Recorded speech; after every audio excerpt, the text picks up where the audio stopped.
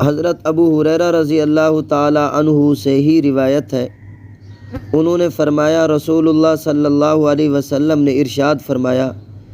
جو شخص دنیا کی سختیوں میں سے کسی مسلمان کی کوئی سختی اور پریشانی دور کرتا ہے تو اللہ تعالیٰ قیامت کے دن وہاں کی سختیاں اور تنگیاں اس سے دور کرے گا، اور جس شخص نے کسی مسلمان کی پردہ پوشی کی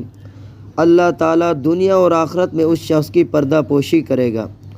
اللہ تعالیٰ اس وقت تک اپنے بندے کی مدد کرتا رہتا ہے جب تک وہ بندہ اپنے مسلمان بھائی کی مدد میں لگا رہتا ہے، اور جو شخص علم کی تلاش میں کسی راستہ پر چلتا ہے تو اللہ تعالیٰ اس پر جنت کا راستہ آسان فرما دیتا ہے، اور جب کوئی جماعت اللہ تعالیٰ کے گھر میں قرآن پاک پڑھتی پڑھاتی ہے تو اس پر تسکین نازل ہوتی ہے، اور رحمت الہی اس کو اپنے اندر چھپا لیتی ہے، اور فرشتے اس کو گھیر لیتے ہیں، اور اللہ تعالیٰ اس جماعت کا ذکر ان فرشتوں میں کرتا ہے جو اس کے ارد گرد رہتے ہیں، یعنی مقربین فرشتے۔ جس نے عمل میں تاخیر کی وہ یاد رکھ لے کہ آخرت میں اس کا حسب نسب اس کے کچھ کام نہیں آئے گا۔ میرے محترم دوستو، اس حدیث شریف میں اسلام کی اخلاقی تعلیمات کی عظمت و برتری بیان کی گئی ہے۔ اسلام اپنی تعلیمات کے ذریعے انسانی برادری کے درمیان محبت و مروت، انسانی ہمدردی اور رواداری، امداد و معاونت اور حسن سلوک کی اعلیٰ روح پیدا کرنا چاہتا ہے، تاکہ تمام انسان اخلاق و محبت کی کڑی میں منسلک ہو کر پورے امن و سکون اور چین و راحت کے ساتھ ابدیت کا حق ادا کر سکیں۔ اس حدیث شریف میں اس بات کی بھی وضاحت کی گئی ہے کہ اگر کوئی شخص قیامت کے دن کی سختی سے بچنا چاہتا ہے تو وہ اپنے بھائی کی خبر گیری کرے جو اس دنیا کی سختیوں میں پھنسا ہوا ہے۔ اگر اس پر کوئی سخت وقت آ گیا ہے تو اس کی طرف دست شفقت بڑھائے، اگر وہ زندگی کی کسی الجھن میں پھنسا ہوا ہے تو اسے اس الجھن سے نکالنے کی پوری کوشش کرے،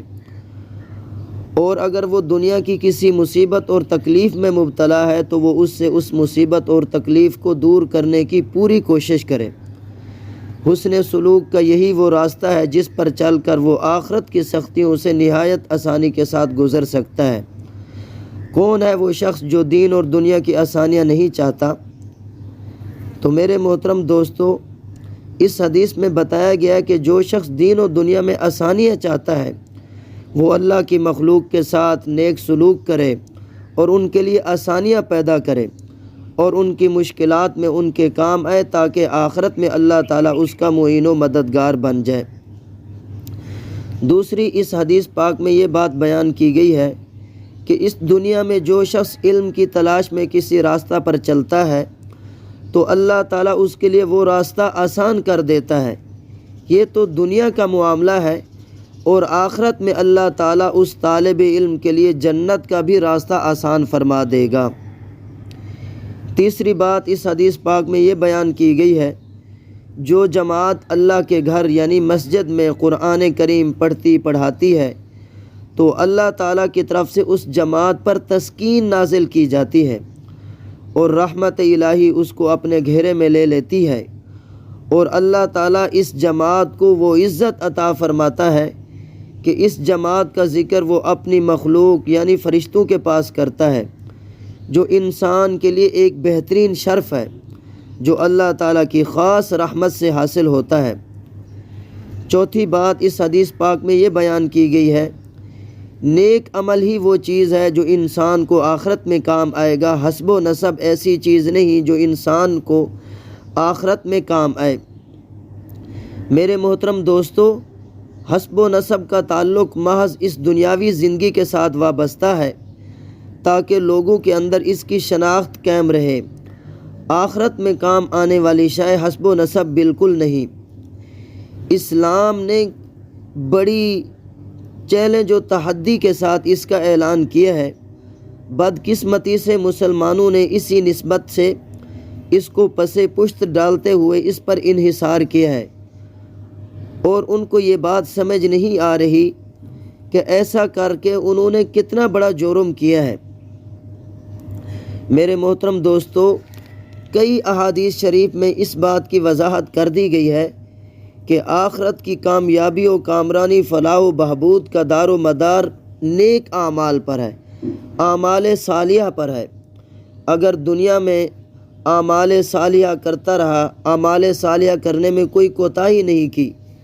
تو یقیناً آخرت میں وہ عزت و عظمت کا حقدار ہوگا۔ اور اگر دنیا میں کسی نے عمل میں کوتاہی کی، چاہے وہ دنیا میں کتنا ہی با اقبال، با عظمت، چاہے حسب و نسب سے کے اعتبار سے کتنا ہی وہ اونچے درجے کا کیوں نہ ہو، آخرت میں یقیناً اس سے باز پرس ہوگی، اور دنیاوی وجاہت، حسب و نسب اس کے کسی کام نہیں آئے گی۔ اللہ تعالیٰ سے دعا ہے کہ اللہ تعالیٰ ہم کو نیک اور عمل صالح کرنے کی توفیق عطا فرمائے۔ حسب و نسب پر فخر کرنے کی بجائے ہم اسلامی تعلیمات کے مطابق اپنی زندگی گزاریں۔ اللہ تعالیٰ مجھے ہم سب کو عمل کرنے کی توفیق عطا فرمائے۔ آمین ثم آمین یا رب العالمین۔